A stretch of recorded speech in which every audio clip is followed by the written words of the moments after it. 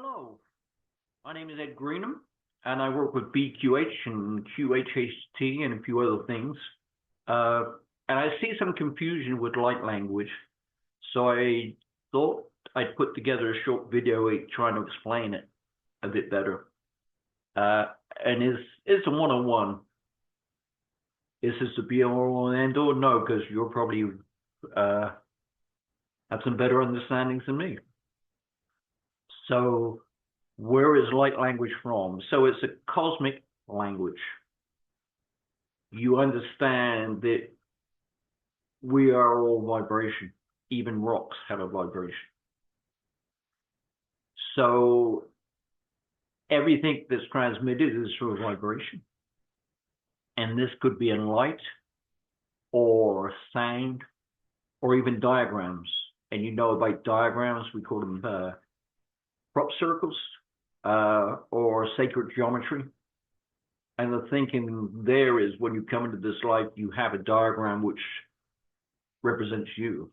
Yeah. And even your name has a vibration when you say it, if you haven't thought about that. So you know how it's transmitted. So some people say, here is what I've got. Tell me what it means. And I probably say, I don't know. Why wouldn't I know? There are three reasons, I believe. The first is it's cosmic, yes, but it depends on where your family is from, your cosmic family. So there is a dialect to that. So if you don't speak the dialect, then you might not understand it. The second reason is your pathway or journey, whatever that means. So your vibration or your journey may take you to a level up there. And remember, this information, if you like, is for you. If I'm down here, I will not be able to understand, especially if it's for you. The third reason is your consciousness, how much that is expanded. For example, if the download was to be a mathematical problem, that may not mean anything to you. The movie, if it's to do with a flux capacitor, if you've seen the movie, if you don't know where it goes in the process, then it's wasted.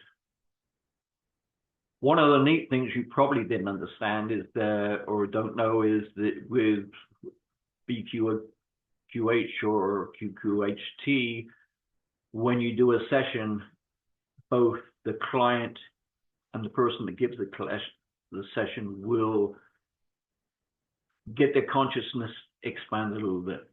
So try it as a session if you're interested. How to read the language. This is my copy of the light language, and I borrowed it from online. I don't know that I understand, so I'll admit that up front.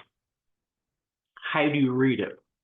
You do not read it as we do from left to right or from right to left.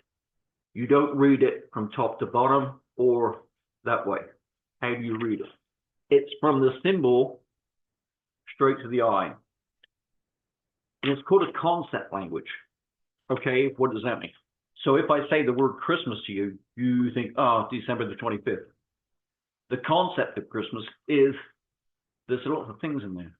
It could be snow, it could be reindeer, could be food, could be presents, could be Santa Claus, pine trees, all this from one word, the concept. Okay. Dolores Cannon had this 15 years ago, and she talks about it in one of her books. So a lady comes in and says, look, this is what I've written. Tell me what it means. Dolores, being smart, says, yes, we can do that. So she hypnotizes the lady and then said, right, now open your eyes and read it. And it turned out to be from a cosmic soul family, to her higher self, saying how good she was doing and complimenting her on her work. However, that was 15 years ago. So things may have changed. Now we're near the shift. She went on and thought, well, tell me more about it. And so her idea was this was actually data packets that was given to you to store in your subconscious. So the way she understood it, there were going to be keys or triggers. And when you got to that trigger or key, it would bring the information from your unconscious to your conscious. She thought that might be something to do with the situation or something to do with the geology. Okay. So if something starts shaking, you will instantly know what you've got to do in that situation.